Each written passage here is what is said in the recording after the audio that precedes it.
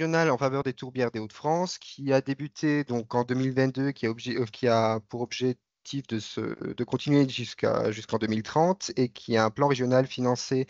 par les agences de l'eau, donc l'agence de l'eau Artois-Picardie et Seine-Normandie, avec un complément également de la DREAL Hauts-de-France.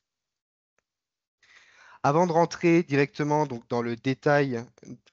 de ce qu'est ce plan régional d'action, je voudrais vous présenter rapidement, pour ceux qui ne connaissent pas forcément, le Conservatoire d'espaces naturels, donc, qui est le coordinateur de ce plan-là au travers de moi, et ses différentes missions. Le Conservatoire d'espaces naturels va avoir 5 missions majeures, donc les missions de connaissance, c'est-à-dire de suivi et d'expertise scientifique, avec de la production de données et la production également et la coordination de projets scientifiques, dont fait partie le plan régional d'action Tourbière, mais vous en connaissez peut-être d'autres, comme Géodéo, le Life Anthropocène et différents plans régionaux d'action. Il a également, bien sûr, pour cœur de métier de gérer des milieux naturels via la réalisation de plans de gestion, de partenariats, d'accompagnement de communautés de communes, etc., et de particuliers dans leur gestion de leurs milieux naturels. Bien sûr, une mission assez importante de protection au travers de la maîtrise foncière, de la maîtrise d'usage, pour essayer de préserver au maximum les espaces naturels sur le long terme. Il faut savoir qu'actuellement, on doit être un peu plus de 543 communes concernées, c'est-à-dire plus d'une commune sur 7 en Hauts-de-France, et on gère environ 27 réserves naturelles.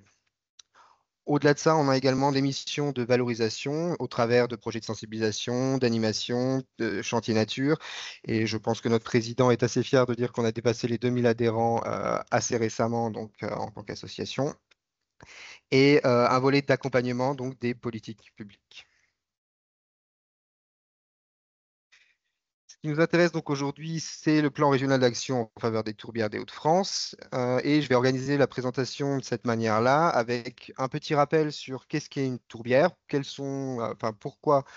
les conserver et les protéger, et vous présenter comment, en fait, un peu le contexte régional et comment le plan régional d'action a émergé, avant de vous détailler un peu plus précisément les différentes actions et vous présenter, lorsque cela est possible, des actions qui ont déjà été mises en place depuis le début du plan, donc fin 2022. L'idée étant à la fin également de vous proposer des outils pour vous tenir informé ou vous impliquer directement dans ce plan régional d'action tourbière si vous le souhaitez.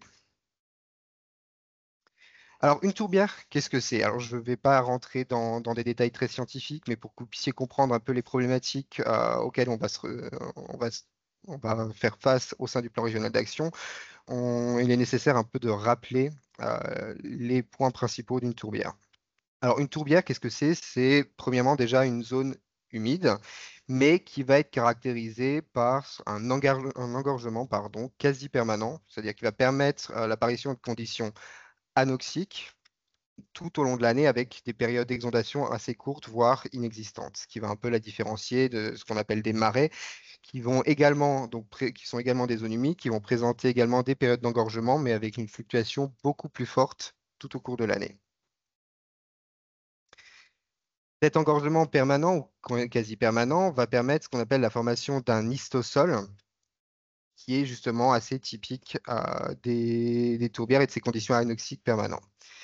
Alors, qu'est-ce que c'est qu'un histosol? Ben, premièrement, donc déjà, c'est comme son nom l'indique, c'est un sol, mais c'est un sol qui va être très riche en matière organique. C'est-à-dire que du fait des conditions anoxiques, la végétation qui se situe en surface va mourir et directement se déposer donc sur ce sol sans se décomposer. Ce qui va faire qu'on va avoir des sols avec une teneur en matière organique qui va être très élevée, supérieure à 30%, pour être considéré dans la littérature actuelle comme faisant partie des sols tourbeux, même si vous pouvez trouver d'autres articles qui considèrent des seuils un peu plus bas également, et avec une matière organique qui peut être peu ou pas décomposée, donc du fait des conditions anoxiques. Donc on va trouver différents types d'histosols, et vous allez souvent entendre parler en fait ici de tourbes, donc qui sont des histosols caractérisés par ces 30% de matière organique et la présence de matière végétale peu décomposée. On va distinguer justement les tourbes en fonction de ce niveau de décomposition, depuis des tourbes qu'on va dire fibriques, qui sont des tourbes peu décomposées. On va retrouver vraiment l'ensemble des végétaux et de la matière organique. On va pouvoir identifier les différents types de végétaux. et des tourbes mésiques et sapriques, sapriques étant des tourbes où la végétation est fortement dégradée et on n'arrive pas forcément à reconnaître la végétation qui composait le site avant. Donc, pourquoi conserver ces tourbières? Donc, au-delà de rentrer dans le détail du fonctionnement, ces tourbières représentent des véritables puits de carbone. Il faut savoir qu'actuellement, les tourbières représentent à peu près 3% des terres immergées, mais correspondent aux 75%, un tiers du stock de carbone dans les sols en fait. Il faut savoir qu'à peu près, on estime qu'une tourbière en bon état de fonctionnement peut stocker jusqu'à 1400 tonnes de carbone par an, ce qui est quasiment 10 fois plus qu'une forêt. Par contre, cet effet de puits de carbone va être fortement dépendant du bon état fonctionnel de ces tourbières, puisqu'il faut savoir que si les tourbières sont dysfonctionnelles, c'est-à-dire si elles sont dégradées, elles vont à l'inverse être amenées à être émettrices de carbone, ce qui arrive pas mal en région en fonction des conditions de conservation de ces tourbières. Au-delà des rôles de stockage de carbone qui va être assez important dans la régulation des changements climatiques, elles vont aussi également avoir un rôle hydrologique clé, puisqu'elles vont servir, comme la plupart des zones humides, de zones de filtration, de zones tampons pour les polluants, avoir un rôle également donc, de régulation des polluants dans l'eau, mais également avoir un rôle dans le ralentissement des vitesses d'écoulement lors des fortes pluies. Et ainsi permettre un retard, par exemple, des pics de crue, comme on a pu observer à cette année. Mais pareil, le bon fonctionnement donc la réalisation de ces services va être liée au bon fonctionnement des tourbières et à la bonne état de conservation. On peut comparer pour le volet hydrologique une tourbière à une éponge. Et si on prend une éponge sec qui pourrait s'apparenter à une tourbière en mauvais état de conservation, vous voyez très bien qu'elle va absorber très difficilement l'eau. Donc ça va être pareil pour les tourbières. Une tourbière en mauvais état de conservation va avoir beaucoup de mal à remplir donc ces services hydrologiques et notamment de ralentissement des vitesses d'écoulement, d'où la nécessité d'engager des mesures de conservation. Au-delà de ces services de stockage de carbone, de régulation des écoulements en eau, elles représentent également un patrimoine historique, que ce soit sur une histoire passée récente, avec encore un gros volet patrimonial sur l'extraction de la tourbe et les industries qui tournaient autour de cette extraction de la tourbe qui a disparu en France, enfin qui ont tout du moins euh, est très, très, très réduite maintenant, mais également un historique passé très ancien, puisque là, vous voyez des résultats qui ont été publiés dans la thèse de Chloé Garcia, donc du laboratoire Edison à l'université Picardie-Jules Verne, donc à Amiens, qui a travaillé justement un peu sur la paléohistoire de la Somme et via l'analyse des tourbes, est capable de nous montrer un peu l'évolution sur la période de l'Holocène, c'est-à-dire les 14 000 premières années, l'évolution en fait du bassin de la Somme, même en termes de paysage, puisque vous allez retrouver dans ces tourbes des pollens de différentes végétations et savoir si le paysage était plutôt ouvert ou fermé. Donc c'est ce que vous voyez un peu sur sur les deux graphiques qui sont ici en bas à droite. Vous avez euh, les teneurs en carbone qui varient et puis d'autres indicateurs d'ouverture du paysage qui peuvent être la présence de certaines espèces et de certains pollens plutôt herbacés. Bien entendu, au-delà des services que nous rendent ces tourbières et du patrimoine historique, elles apportent également un patrimoine naturel irremplaçable, que ce soit en termes d'habitat. On va trouver des habitats patrimoniaux uniquement dans ces milieux-là, donc les tourbières de transition et tremblants, les marais à Cladium mariscus, les tourbières basses alcalines, qui vont être des habitats patrimoniaux, donc qui vont dépendre notamment de la directive Habitat Faune Flore pour certains, mais également vous allez retrouver un certain nombre d'espèces qui vont être dites, en partie en tout cas turficoles, comme la Liparis de Lezel, le Méniante trifolié, Dryopteris cristata ou certaines espèces de faune. Je tiens juste à faire une petite note que ces espèces-là vont être beaucoup retrouvées en tourbière, mais ne sont pas forcément inféodées aux tourbières. Mais en tout cas, les tourbières en Hauts-de-France vont servir un peu de milieu réceptacle pour ces espèces-là. Donc, les tourbières, ça va être des habitats, enfin des milieux qui vont avoir énormément rendre énormément de services, qui vont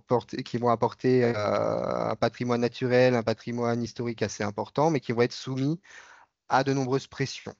notamment en Hauts-de-France, où on a un aménagement du territoire qui est assez important. Les tourbières vont être notamment très sensibles aux problématiques de drainage, donc d'assèchement de la tourbière, puisqu'on, comme je vous l'ai présenté tout au départ, on va être sur des milieux qui vont avoir besoin d'une saturation en eau qui va être très importante pour permettre donc la formation de cet histosol et l'accumulation de la matière organique, et à partir du moment où elles vont se retrouver à l'air libre, on va avoir une dégradation de la matière organique, ce qui va amener ces tourbières à non plus être puits de carbone, mais émettrices de carbone. Et donc le drainage de ces milieux-là va amener donc à une diminution du niveau de la nappe ou de l'eau apportée à ces milieux et donc une augmentation de la dégradation de la tourbe. Également, bon, c'est un peu moins la problématique ici en Hauts-de-France maintenant, mais des grosses problématiques liées à l'extraction. Donc, par exemple, le terreau dans lequel vous pouvez retrouver des tourbes, enfin, des tourbes, notamment des tourbes à sphaigne. Des problématiques liées bien sûr à l'aménagement du territoire via des destructions de milieux et de zones humides pour l'aménagement du territoire.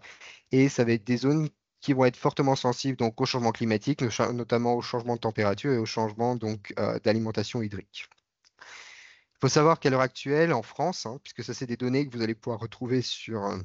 le pôle relais tourbière, il y a 89% des surfaces d'habitat tourbeux en France qui sont en état de conservation défavorable. Donc, ce qui amène à vraiment une nécessité de la mise en place de projets comme le plan régional d'action en faveur des tourbières des Hauts-de-France, qui n'est pas le seul. Vous en avez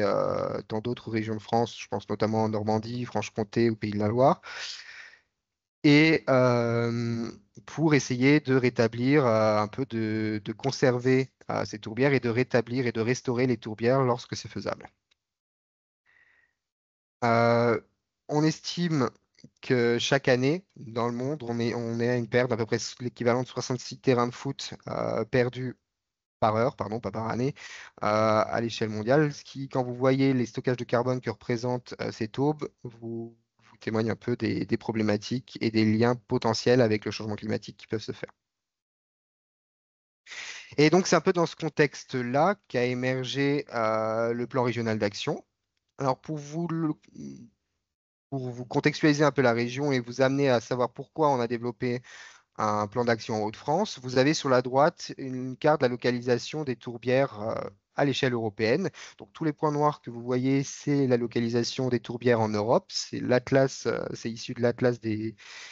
tourbières européennes qui est sorti en 2023. Et vous allez me dire, si vous regardez cette carte-là, qu'en Hauts-de-France, on a réellement très très peu de points noirs qui s'affichent par rapport aux pays scandinaves ou en tout cas aux pays du Nord. Mais on a une petite particularité, c'est que ici en Hauts-de-France, on va être sur ce qu'on appelle des tourbières alcalines qui vont être alimentées par la nappe de la Craie. Alors que la majorité des points noirs que vous voyez affichés là-haut, c'est des tourbières plutôt acides. Et si on regarde un peu plus près les pourcentages de couverts des différents types de tourbières à l'échelle européenne, on voit que ces tourbières alcalines représentent au final à l'échelle de l'Europe que 5% de l'ensemble des tourbières. Donc vu que nous, ça représente les tourbières principales qu'on va retrouver en Hauts-de-France, on va avoir un enjeu assez important, voire très important, sur la conservation des tourbières alcalines, même à l'échelle européenne. D'où la nécessité d'agir pour leur conservation. Alors, ce plan régional d'action, il est sorti, enfin, il découle également d'une réflexion qui a débuté dans les années 2014-2015, sur lesquelles on a commencé à s'intéresser un peu plus profondément à ces milieux-là, et on s'est rendu compte en Hauts-de-France, donc à l'époque, les anciennes régions Picardie, Nord-Pas-de-Calais, qu'on avait encore des connaissances très lacunaire, que ce soit en termes de cartographie, de fonctionnement sur ces tourbières alcalines, qui sont encore moins connues même dans la littérature générale par rapport à des tourbières acides comme on peut retrouver par exemple en Bretagne ou dans certaines régions de Franche-Comté, certaines zones de Franche-Comté. Et donc, il allait avoir un besoin, de développer des connaissances, mais surtout, déjà, dans un premier temps, un besoin d'action d'inventaire et de cartographie pour savoir à quel point les Hauts-de-France avaient une responsabilité et surtout où allaient se trouver ces tourbières alcalines. Également, en parallèle, il y a eu l'émergence de différents projets à l'échelle nationale. Donc, j'en ai déjà cité donc, les différents plans d'action régionaux qui ont commencé donc, à se développer au travers de la France, donc avec le plan régional de Franche-Comté, des programmes qui ont été faits donc, dans les Pays de la Loire, des études de prélocalisation et de préfiguration en Normandie qui découlent maintenant sur un plan régional d'action tourbière en Normandie qui vient de débuter, mais également des projets de plus enfin, des projets en Hauts-de-France directement, avec le Life Anthropocène qui a débuté en 2019, qui est un projet qui vise à la restauration, la mise en place de restauration de tourbières alcalines en Hauts-de-France, mais également en Belgique. L'émergence de ces projets divers, des problématiques d'inventaire cartographique, de manque de connaissances, a également mis en évidence le besoin d'une articulation cohérente autour d'enjeux et d'objectifs et une priorisation des interventions en Hauts-de-France quand on a commencé à vouloir s'intéresser donc aux problématiques tourbières et d'apporter un cadrage et une animation régionale et territoriale des actions à la bonne échelle et quelque chose d'assez un peu plus cohérent. C'est pourquoi a été développé en 2022, enfin est sorti en 2022, le plan régional d'action en faveur des tourbières des Hauts-de-France qui découle un peu de toute cette démarche de volonté de servir de lien et d'avoir un travail cohérent à l'échelle régionale sur la protection, la conservation et la connaissance des tourbières régionales alcalines des Hauts-de-France. Les objectifs pour l'élaboration de ce PRAT en Hauts-de-France, ça a été déjà de commencer à identifier les acteurs et leur rôle pour valoriser, et c'est toujours le cas, valoriser les dynamiques existantes, identifier des relais un peu plus locaux pour le plan, etc. De dresser un état des lieux de ce qu'on sait du fonctionnement des tourbières, des actions mises en œuvre en région, des moyens qui sont mobilisables pour pouvoir un peu les partager et d'apporter un cadre de réflexion commun pour partager des constats, des retours d'expérience, des objectifs ou des actions à mettre en œuvre à l'échelle régionale et essayer d'apporter une certaine cohésion, un réseau autour de la conservation et de la restauration, de la conservation, de la restauration et de la préservation des tourbières. Et donc, c'est ce plan, enfin, tout comme tout plan d'action, on a, juste avant sa création, donc au cours en 2020 et 2021, défini un certain nombre d'actions du plan basées sur une approche centrée initialement donc, sur les pressions existantes à l'échelle des Hauts-de-France. Donc, une première étape, ça a été l'identification des causes et conséquences de la dégradation des tourbières alcalines en Hauts-de-France. Et donc, vous avez ce tableau-là qui en est ressorti, que vous retrouverez dans le plan régional d'action en faveur des tourbières, qui a permis d'identifier, catégoriser différentes pressions, différentes problématiques à l'échelle des Hauts-de-France qui allaient amener à la dégradation des tourbières et toutes les conséquences qui pourraient en découler. On va retrouver donc différentes catégories de pressions, donc des pressions liées plutôt aux ressources hydrologiques qui vont amener donc à jouer sur les qualités d'eau ou les quantités d'eau qui vont être disponibles pour les tourbières et le niveau d'engorgement du sol. On a vu juste avant qui est un critère clé dans le fonctionnement des tourbières et dans leur conservation. Des problématiques liées au territoire et à l'aménagement du territoire, que ce soit des problématiques liées aux pratiques agricoles, donc avec une intensification des pratiques agricoles, l'utilisation notamment d'engrais, de pesticides qui vont jouer fortement sur la qualité d'eau, ou également l'érosion des sols qui peut être liée donc à des pratiques agricoles intensives ou à d'autres aménagements du territoire qui vont être amenés après à être, notamment certaines particules, à être emmenées dans les milieux aquatiques et notamment dans les tourbières et d'engendrer ce qu'on appelle un envasement ou un atterrissement des tourbières et un arrêt de la turfigénèse. Au-delà de ça, vous avez également une problématique de manque de connaissances scientifiques, donc déjà d'usagers peu sensibilisés, ce qui rend plus compliqué la mise en place de mesures de conservation ou de sensibilisation des acteurs du territoire et du grand public. Plus il y a d'usagers qui sont sensibilisés, plus on va facilement amener à la mise en place de moyens de protection, mais également des connaissances scientifiques incomplètes qui peuvent amener à des stratégies d'intervention pas toujours adaptées, qu'on peut observer des fois, nous encore actuellement, dans les gestions qu'on a mis en place il y a quelques années, où on peut observer que ces mesures de gestion n'étaient pas forcément, alors pas mauvaises, hein, mais pas forcément optimales non plus, et que maintenant qu'on a cette connaissance scientifique un peu plus poussée des tourbières, on arrive un peu mieux à voir quelles sont les actions de gestion ou de restauration qui peuvent être mises en place. Et l'ensemble de ces pressions va amener, bien entendu, à une baisse de l'état de conservation de la tourbe qui peut se témoigner globalement par une perte de fonctionnalité, une perte de résilience. Donc, quand une perte de fonctionnalité, comme on en parlait avant, on peut avoir donc des tourbières qui, initialement, normalement, sont des véritables puits de carbone à devenir émettrices de carbone. On va avoir une perte de biodiversité qui va être assez importante, puisqu'avec une perte d'une biodiversité qui va être difficile de récupérer, puisqu'on va avoir des espèces qui vont être pas inféodées forcément aux tourbières, mais qui vont retrouver, qui vont réussir à remplir leurs besoins au niveau de ces tourbières. Et on va avoir des zones humides, enfin une homogénéisation des zones humides avec des zones humides plus banales, mais ça, c'est lié généralement pour le cas pour tous les écosystèmes. Et donc, sur la base de ces pressions, on a identifié un certain nombre d'actions qui sont détaillées dans le plan régional, hein. Je vais essayer de revenir sur certains points, mais pas forcément sur l'ensemble, qui vont être divisés en quatre axes majeurs. Un premier axe d'amélioration des connaissances, qui vise à acquérir des connaissances sur le fonctionnement des tourbières, sur également leur localisation, leur surface et leur profondeur en région, et d'approfondir les connaissances sur le patrimoine naturel de sens très large, donc pas uniquement la biodiversité, mais également des approches qui peuvent être un peu plus géologiques, puisque la tourbe, c'est également une entité géologique, et sur l'histoire des tourbières. Un autre axe sur la préservation et la gestion et la restauration qui vise à mettre en place des actions de restauration, des retours d'expérience sur ces actions de restauration qui ont déjà mises en place, de poursuivre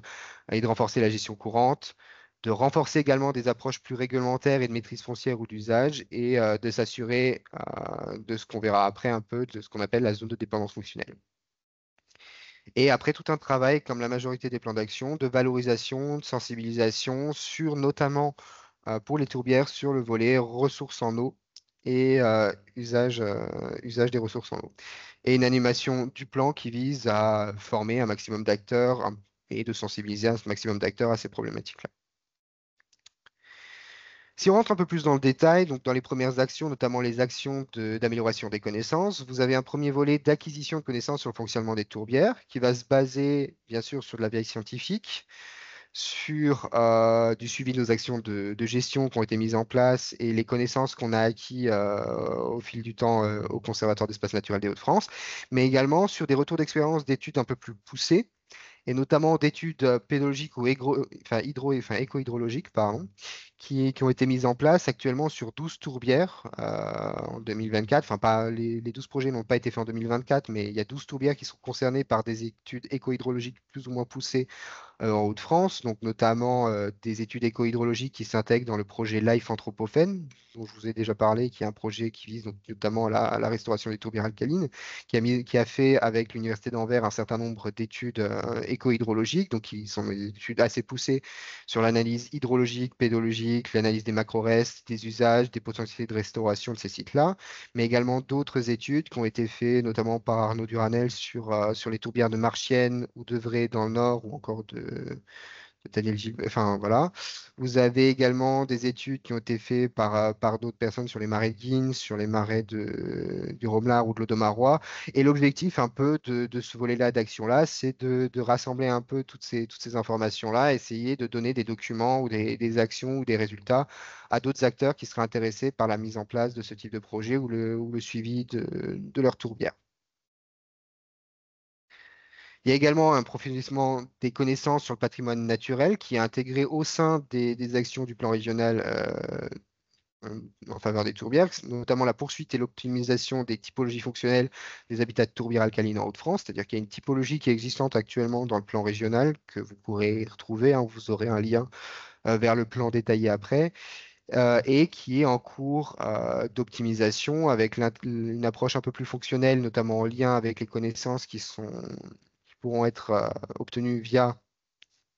le point que je vous ai présenté avant, mais également via l'intégration de nouveaux taxons, notamment des approches sur les connaissances biologiques des tourbières, des caracées, etc. auquel s'ajoute donc l'inventaire de taxons méconnus. Donc, il y a des suivis qui sont faits pour l'instant dans le cadre du Life Anthropocène, mais qui pourraient être amenés à être intégrés dans ce plan régional d'action sur certains taxons comme la dolomède ou d'autres espèces. Et donc, ça intègre également donc, la pérennisation des actions de conservation qui sont déjà mises en place. Et enfin, l'idée également de ce plan d'action, c'est d'amener à des partenariats avec la recherche. On travaille actuellement beaucoup avec l'université Picardie-Jules Verne sur la collaboration dans le projet Archéophène, puisque notamment donc, il y a le projet dont je vous ai montré les résultats sur les pollens juste avant dans le volet historique, enfin dans le volet paléoécologie, mais également d'autres projets qui se montent et la recherche de partenariats sur les ressources en eau notamment. Enfin, dans cet axe amélioration des connaissances, qui représente un peu le travail principal qui a été fait pendant ces 2 premières années, c'est la poursuite de l'inventaire des tourbières pour pouvoir arriver à définir clairement les enveloppes de tourbes en Hauts-de-France et les volumes de tourbes qui y sont également présents. Cet inventaire, il sort pas de nulle part. Il se base sur des inventaires qui avaient été mis dans les anciennes régions, donc Picardie et Nord-Pas-de-Calais, donc qui avaient été débutés en 2014, avec un inventaire cartographique des tourbières en Picardie, avec une approche déjà de terrain, notamment en moyenne et aux vallées de la Somme, en Pays de Bray ou en vallée de l'Ardon, et une approche un peu plus diagnostic préalable en Nord-Pas-de-Calais, qui pareil avait débuté en 2014. Donc l'objectif de ce plan d'action, qui lui, par contre, est un plan d'action Hauts-de-France, ça a été dans 2020 d'essayer d'arriver à avoir une méthode qui soit homogène à l'échelle régionale et de concilier les méthodes préexistantes et d'apporter une certaine standardisation. Donc qui a été réalisé en 2020, que vous trouverez également dans les liens que je vous mettrai à la fin, et qui va être mise à jour en 2024 avec notamment l'intégration de nouvelles données et, et également une mise à jour de la méthode de terrain qui s'adapte au fur et à mesure en fonction des contraintes et des cas particuliers que nous, on peut retrouver sur le terrain lorsqu'on applique cette méthode. Donc, c'est une méthode qui reste d'être évolutive et qui potentiellement sera amenée à évoluer à nouveau d'ici 2026, 2028, etc., enfin, dans la suite du plan régional d'action. L'objectif également ici, c'était d'acquérir un maximum de données de terrain pour essayer d'optimiser la typologie des tourbières, mais également notre connaissance des tourbières en Hauts-de-France, et d'acquérir des données brutes alliant flore et pédologie pour essayer toujours d'optimiser notre connaissance des tourbières en Hauts-de-France, avec un objectif assez proche d'arriver à délimiter in situ, avec une précision plus ou moins importante, les enveloppes tourbeuses. Mais tout ce travail-là fera l'objet d'une présentation et d'un webinaire particulier euh, le mois prochain. Et pareil, hein, cette carte-là fera également l'objet d'une autre présentation à visée uniquement cartographique le mois prochain, qui est le travail de pré-cartographie qui a été mis en place, qui se base sur une analyse de différentes couches géologiques, pédologiques, flore, habitat et zones humides pour arriver à mettre en place des indicateurs de potentialité de présence de tourbes à l'échelle des Hauts-de-France et également de priorité d'inventaire. Donc, ce que vous voyez sur la droite, c'est la carte 2024 des potentialités de tourbières en Hauts-de-France, avec plus la case est violet foncé, plus vous avez de fortes potentialités de retrouver de la tourbe in situ lorsque vous faites vos inventaires de terrain. Donc, qui est disponible également dans le plan régional d'action. Ça, c'est la version 2024, donc un peu mise à jour, et dont une partie est déjà un peu inventoriée. Enfin, une grosse partie a fait l'objet d'inventaire et sur lequel on a des données pédologiques de terrain qui nous permettra de délimiter ou en tout cas au moins de confirmer cette précartographie. Le deuxième volet d'action lui va concerner donc plutôt le volet préservation, gestion et restauration, donc avec la mise en place d'actions de restauration et de fonctionnalité des tourbières et le renforcement de la gestion courante. À l'heure actuelle, il vise plutôt à l'accompagnement et la diffusion des travaux qui sont faits dans le Life Anthropocène, hein, qui est vraiment centré sur ces deux volets-là de gestion et de restauration des tourbières, et de valoriser à terme et de maintenir à terme les efforts qui ont été faits dans ce projet Life et des retours d'expérience qu'on aurait pu avoir, et essayer de continuer sur d'autres sites qui ne sont pas intégrés dans le Life. Ces projets de restauration, ce n'est pas encore le cas, mais c'est ce qui est amené à arriver dans le futur. Une participation au maintien des efforts de gestion mis en place. Donc sur nos sites, enfin, sur nos sites ou sites de partenaires, on est amené, pour l'instant principalement sur nos sites, mais à intervenir et à faire un compte rendu de ce que nous on observe de nos mesures de gestion sur nos sites et d'identifier, de diffuser des actions de gestion innovantes pour essayer toujours de maintenir au maximum ces tourbières dans un bon état de conservation. Un autre volet qui concerne un peu plus maintenant le Prat et qui va se croiser avec d'autres projets, notamment dans le cadre de la stratégie air protégée, c'est le renforcement de la protection réglementaire et de la maîtrise foncière et d'usage. Donc, à essayer d'apporter des billes pour justement passer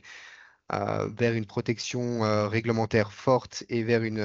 maîtrise foncière, donc vers l'achat de sites ou vers l'accompagnement de certaines communes sur des sites nouvellement tourbeux qui auraient, enfin pas nouvellement tourbeux, mais nouvellement identifiés comme tourbeux en accompagnant donc les communes présentes et s'assurer de la prise en compte des tourbières au sein des zones de dépendance fonctionnelle, c'est-à-dire d'apporter au-delà de ce qui est fait dans le live où on est sur une approche assez cytologique, d'essayer de sortir de la tourbière en elle-même, puisqu'elle va être influencée par l'ensemble du territoire dans lequel elle se trouve et de l'ensemble notamment des ressources en eau qui vont arriver sur le site, et donc de travailler justement ce qu'on appelle cette zone de dépendance fonctionnelle qui correspond à toutes ces zones qui pourraient potentiellement impacter donc la tourbière. Donc, notamment via la prise en compte des potentialités de tourbe dans les zones de préemption, donc permettre la prise en compte de ces potentialités de présence de tourbières dans les documents d'urbanisme, l'intégration des tourbières dans les stratégies et outils régionaux nationaux, donc dans les stratégies air protégées, les APPB, etc. Et pousser au maximum dans les documents à la prise en compte des problématiques tourbières et de zones de dépendance fonctionnelle. Enfin, il reste deux catégories, donc la valorisation et sensibilisation, qui sont un peu en lien avec les deux actions que je vous ai citées avant, donc avec notamment à travers la favorisation, la prise en compte des tourbières dans les documents de planification, que ce soit dans les documents de planification du territoire, mais également les ressources en eau. Là, actuellement, on travaille beaucoup enfin, j'échange avec de nombreux sages pour voir, en fait, leur fournir des notes techniques, des documents qui pourront être utilisés dans le dimensionnement et l'usage des ressources en eau sur leur territoire et qui seront amenés en fait, à être diffusés dans d'autres structures GEMAPI. D'engager des discussions avec les services de l'État et les collectivités pour limiter les impacts sur la ressource en eau. Donc déjà comme je vous l'ai dit, avec les structures GEMAPI, mais également avec des structures, des chambres d'agriculture sur lesquelles des actions, des échanges sont prévus l'année prochaine. En tout cas, au moins une prise de contact pour la prise en compte dans les problématiques tourbières, enfin la prise en compte des tourbières dans les problématiques agricoles et également de sensibiliser les élus, les propriétaires et les usagers du territoire au travers d'une approche pédagogique, d'outils, de la diffusion d'outils de communication, notamment, alors il y a de nombreux outils qui sont déjà diffusés par le pôle relais tourbière, donc notre travail c'est déjà dans ce plan d'action de diffuser un peu ces outils-là, mais de produire également des outils un peu plus contextualisés à l'échelle régionale, ce qui est en cours notamment pour le volet ressources en eau. Et pour l'animation du plan d'action, on coordonne, bien sûr, permettre la coordination de l'ensemble des acteurs, hein, sachant que, j'insiste là-dessus, on n'est pas là pour remplacer les acteurs sur un territoire, mais vraiment juste leur servir d'outils de coordination si jamais ils ont besoin ou de diffusion. On se remplace pas aux acteurs territoriaux. Et enfin, un volet, bien sûr, partager, mettre en place des outils méthodologiques pour l'étude et la conservation des tourbières, notamment au travers de la formation et de l'information des acteurs, dont certains d'entre vous ont déjà pu bénéficier, puisque on a déjà eu, dans le cadre du plan régional d'action, deux sessions de formation pour notamment l'abri aux fleurs des tourbières, donc la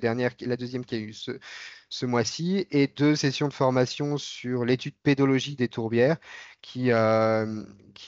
également, la deuxième session a eu un lieu ce mois-ci.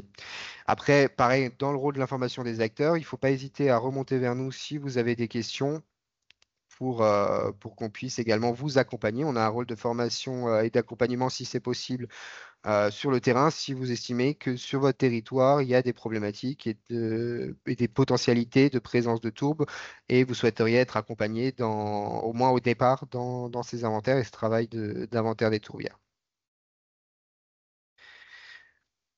Ça me fait une parfaite transition pour la dernière partie, puisqu'on est dans un plan d'action. L'idée, c'est pas de rester enfermé sur le conservatoire d'espaces naturels, mais vraiment de diffuser un maximum et de faire participer un maximum d'acteurs régionaux avec différents moyens qui vous permettront de vous impliquer directement dans ce plan d'action de manière plus ou moins forte, ne serait-ce qu'au travers du fait de vous maintenir informé. Et donc, pour vous maintenir informé ou rester informé, vous avez bien sûr le plan d'action détaillé qui est disponible donc, à cette adresse-là que vous voyez affichée ici ou au travers donc, du scan de ce QR code. Faire comme vous le faites aujourd'hui, vous inscrire à ce site de webinaire sur les outils au service des tourbières des Hauts-de-France. Euh, vous pourrez également voir donc, tous ces outils-là sur la chaîne YouTube du Conservatoire. Donc, c'est un autre moyen de vous tenir informé. Je vous invite également à vous inscrire au LinkedIn du Conservatoire où je suis amené à poster régulièrement toutes les actions, les offres, toutes les actions, les nouveautés qui seront dans le plan régional d'action, les formations qui sont proposées que je vais publier et que le Life Anthropophen également publie. Le Life Anthropophen également, toutes ces actions sont partagées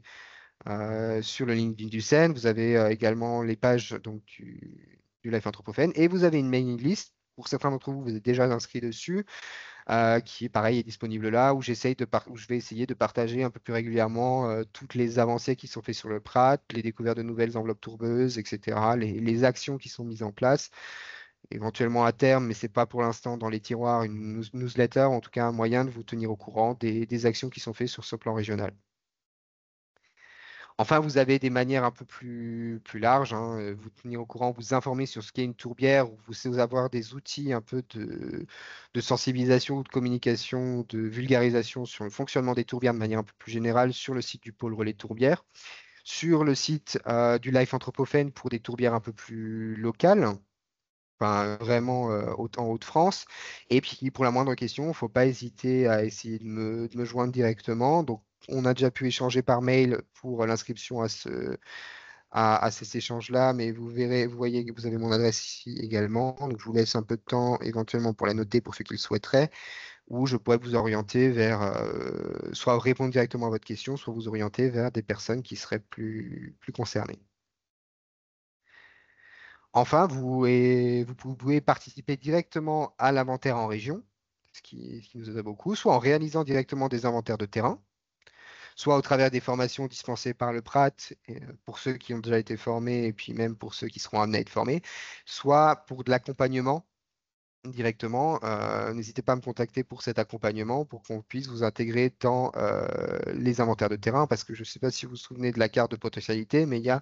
énormément de travail à l'échelle Hauts-de-France, puisqu'on est en termes, en tout cas, peut-être pas de tourbière active, mais de tourbière pédologique.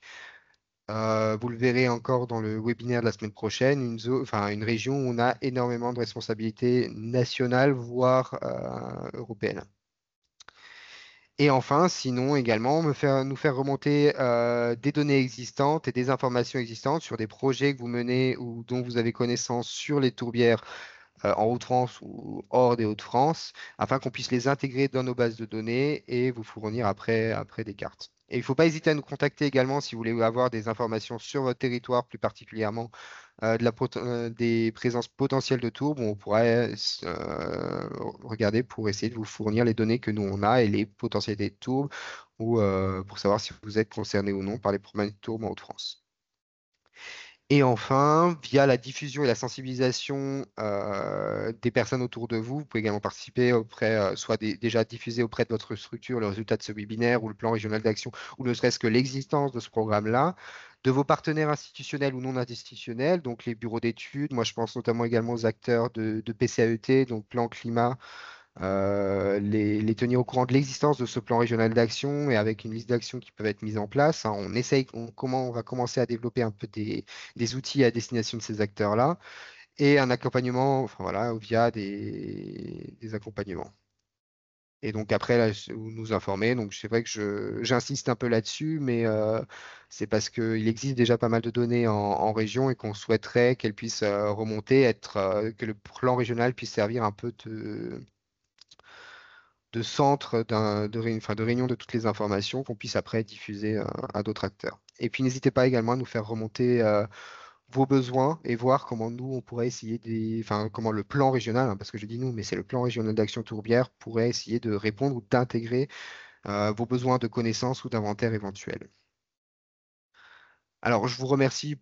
je vous remercie de votre écoute. Je suis ouvert à toutes les questions. Pour les questions, n'hésitez pas à lever la main pour éviter que tout le monde parte dans tous les sens. Et comme je l'ai précisé, ce webinaire sera disponible en ligne probablement fin d'année ou début 2025, le temps de faire un peu quelques retouches.